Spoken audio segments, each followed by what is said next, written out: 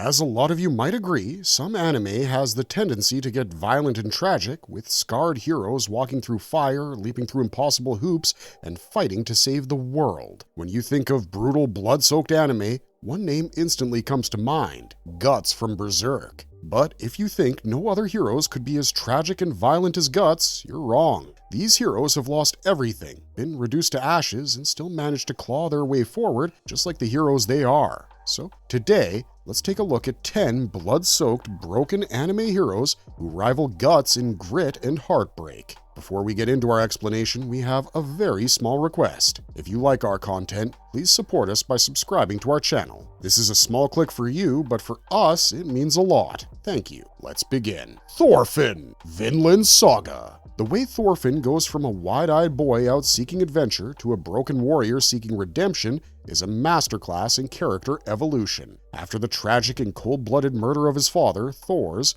a legendary warrior who abandoned violence for peace, 6-year-old Thorfinn's life is shattered forever. Thorfinn thirsts for revenge and grows up to become a lethal warrior who's so brutal that he's feared by men twice his age. He ends up joining Askeladd's band, the very man who murdered his father, and develops a combat style that's built on skill, speed, agility, and precision. Legends like Thorkel the Tall acknowledged his skill as one of the most lethal fighters of his time due to his precise maneuvers and mastery of 2 knives. But no matter how brutal he became, every victory left him with nothing but emptiness, as he remained haunted by the ideals of his father and the choice of choosing peace over violence. This internal conflict peaked when Askeladd's death robbed him of his very purpose, throwing him into despair and a life of slavery. But, like all good things that came out of bad, it was here, on Kettle's farm, that Thorfinn's second life began. He began to come to terms with the emptiness that was left in his heart after years of hatred. What started as just a childish curiosity slowly hardened into a decade-long obsession with revenge. Finally, his demeanor shifted from hyper and violent to calm and pacifistic,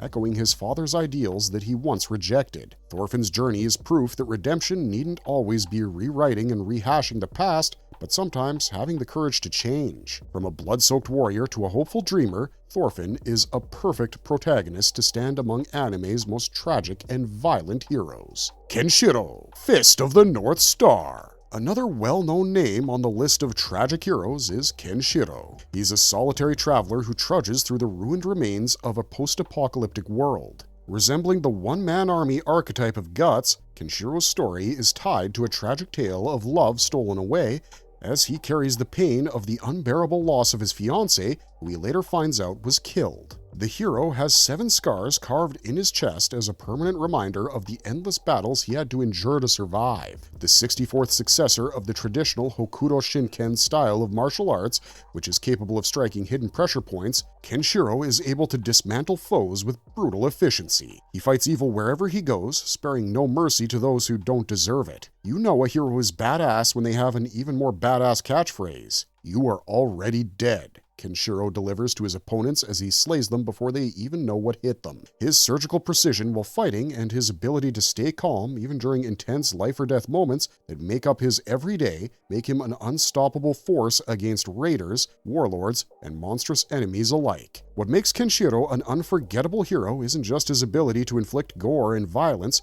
but rather the humanity that lies deep within him, which causes him to sympathize with innocence and even shed a tear for his fallen rivals. Like Guts, Kenshiro proves that tragedy doesn't always hollow a man out. Instead, sometimes it also builds them up to be a shield for those unable to fight and defend themselves, and a nightmare for even the deadliest of his rivals. Afro, Afro Samurai. Afro from Afro Samurai is the textbook depiction of what a tortured hero looks like. Afro witnessed the brutal decapitation of his father at the hands of justice and later went on to become a skilled swordsman with a life invested in getting revenge. The traumatic moment from his childhood shattered his innocence and painted it red, drenched in blood. His mastery of swordsmanship even earned him the number 2 headband. This object doomed him to fight endless battles against challengers who were hungry for power. Each battle renders him more ruthless and broken than before. Like Guts, Afro continues slashing through his opponents, a blur of merciless fluidity in his attacks,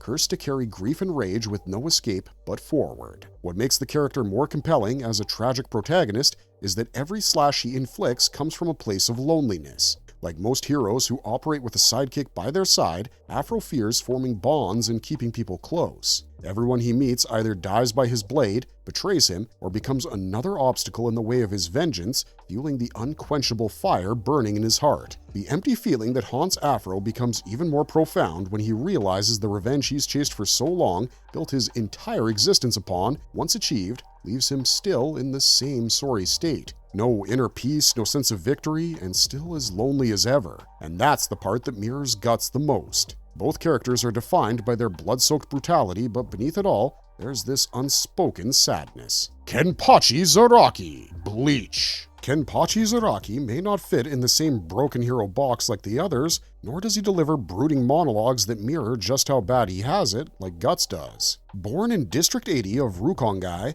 the most violent and lawless corner of the Soul Society, Kenpachi's childhood was nothing but straight carnage. With no idea as to the identity of his parents or what his identity or purpose was, Kenpachi grew up with a will-do-anything-to-survive mindset. His last name was also something he had to figure out for himself, like everything else he had to do to survive. He took the name of the district he came from, Zaraki, as a reminder of where he came from. Unlike the other heroes who fought to defend themselves and survive, Kenpachi found art in combat and the clash of blades. He never trained in the Shino Academy like the other captains. Instead, he built himself into a master of slaughter by fighting endlessly. Since he didn't know a world outside of violence and combat, he unconsciously shackled his own strength for years, terrified he'd never again feel the thrill of an equal fight. Even two of the closest bonds he had, with Yachiro, his vice-captain, and Unohana, his first true rival, didn't stem from friendship, love, or any feeling of affection. Instead, at the root of it all was bloodshed. Unlike the others who lost something precious which made them turn to violence and brutality, Kenpachi was the way he was because he never even knew what holding something dear felt like.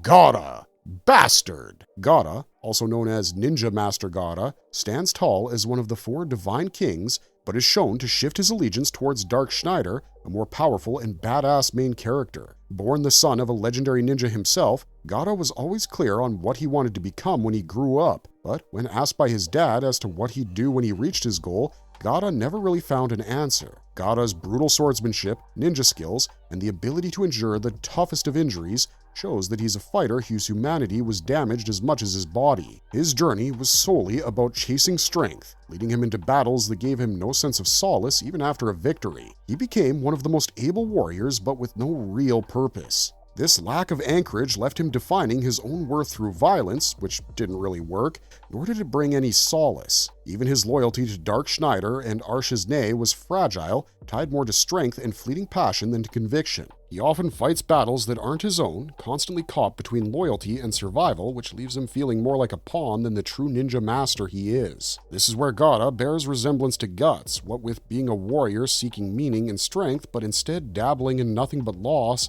endless fighting, and bloody carnage. Ultimately, Gada remains a flawed hero, blood-soaked, broken, and chasing power that doesn't even acknowledge him, let alone save him. Killy! Blame! Killy is another hauntingly broken anime hero that definitely earns his place alongside Guts without question. Killy, with his inorganic body and superhuman powers, wanders endlessly through the widespread expanse of the megastructure, a hostile, ruined world where the remnants of humanity are barely hanging on by a thread. For Killy, unlike the other heroes who kill and seek bloodshed to avenge someone or for glory, he simply kills because it's the only way to survive. To see another day, he must kill. But the true tragedy and cruel twist of fate is that his endless survival offers him no sense of peace, only another day of struggle. The almost stoic, emotionally stunted Killy continues to move forward. In fact, throughout the manga, Killy only smiles twice, once while pointing a gun at a silicon organism and then while telling Silicon Life he destroyed a nursery of their infants. But then, on the other hand, there are also moments where Killy displays glimpses of a more humane side with acts of compassion towards humans,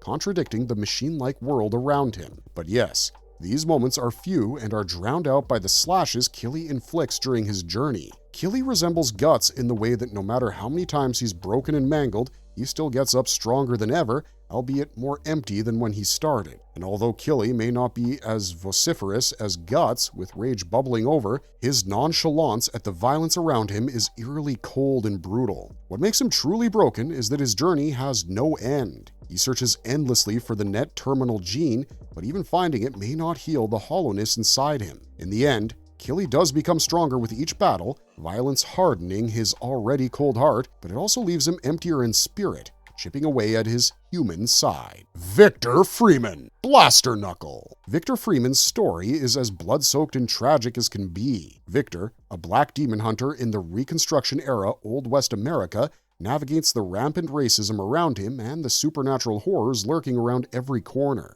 As a child, Victor witnessed the crucifixion of his father at the hands of Klansmen, who then revealed themselves as demons and devoured him alive. This moment, both defining and scarring, changed the trajectory of his life and planted in young Victor a hatred that ran so deep that it became the driving force of everything he did and undertook. His weapon of choice, the Blaster Knuckle, is a silver-loaded gauntlet designed to annihilate demons. He combines this with his top-notch boxing skills, but his battles aren't just clean victories. The catch is that each demon he kills reverts to human form upon death, making him appear like nothing more than a crazed murderer to the public who's out on a killing spree. Add to the fact that he's black, this makes him a prime target for white supremacist society. Caught between prejudice and monstrosity, he was left with no safe place to belong. Turned into a broken shell of a person, Victor realizes that although he's not seen as a savior but a savage, vengeance is the only road to redemption. But with each kill, he comes to terms with how, no matter the bloodshed,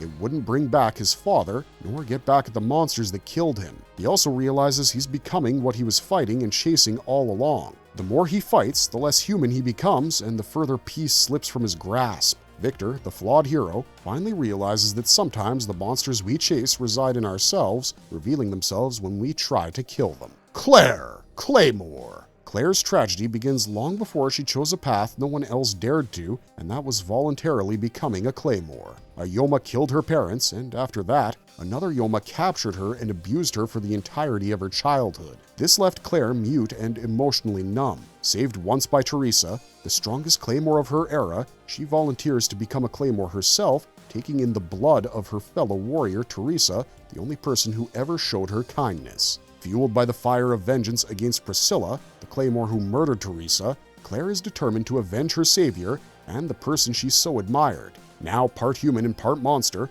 our broken heroine struggles to protect humanity while resisting the non-human power growing inside her. Clare is the weakest of the lot, with a branding of the organization's lowest rank, yet striving to be more human in her approach. But every step of the journey is bathed in blood and carnage. She doesn't just have to fight the Yoma, but also her fellow Claymores as they lose themselves to the monster within. A constant reminder that a similar fate may await her as well. Despite her excellent swordsmanship that's brutal and clean, with each battering, Clare becomes more broken than before, haunted by the memory of Teresa, and also the fact that she can't let go of the monster within her, who threatens to take over her human aspects. What makes Clare tragic isn't just the monster within, but the fact that she clings to humanity even when it only brings her more suffering. Alucard, Helsing. Alucard isn't your typical misunderstood broken hero. He's morally ambiguous and the opposite of what you might even consider a hero. But here he stands at the 9th spot today as a figure as tragic and violent as even Guts himself. Alucard, who once went by the name Vlad the Impaler, was a man who lost everything he had in a war against the Turks,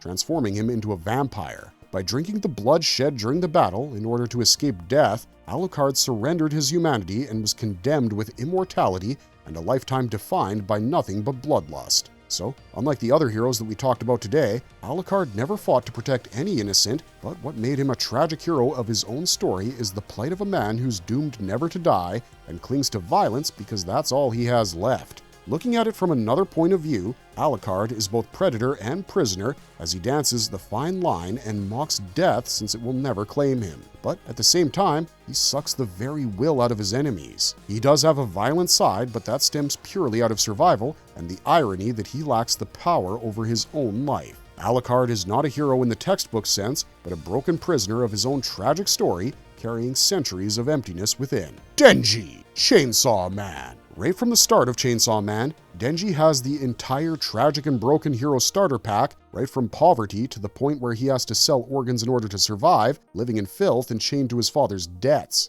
His rebirth as the Chainsaw Man comes as both a blessing and a curse in his life, where he gains power but loses his humanity bit by bit as he gets pulled into an endless loop of violence. Like Guts, Denji isn't a noble hero, but a survivor drowning in blood. He's crude, selfish, and driven by factors that make him as dangerous to himself as he is to others, and the irony is that beneath it all is a boy who longs to be loved, to lead a normal life, but is bound by the title of Chainsaw Man. Every time he gets close to a shred of happiness, it gets snatched away from him. Be it Himeno's death, Aki's downfall, or Power's betrayal and loss, each scarred him further, making him more broken than he already was. Even when he tries to hold on to normalcy with Neuta, violence drags him back, reminding him he can't escape what he's become. Denji's story is tragic because he has to survive, not just as a human, but forever soaked in demonic blood.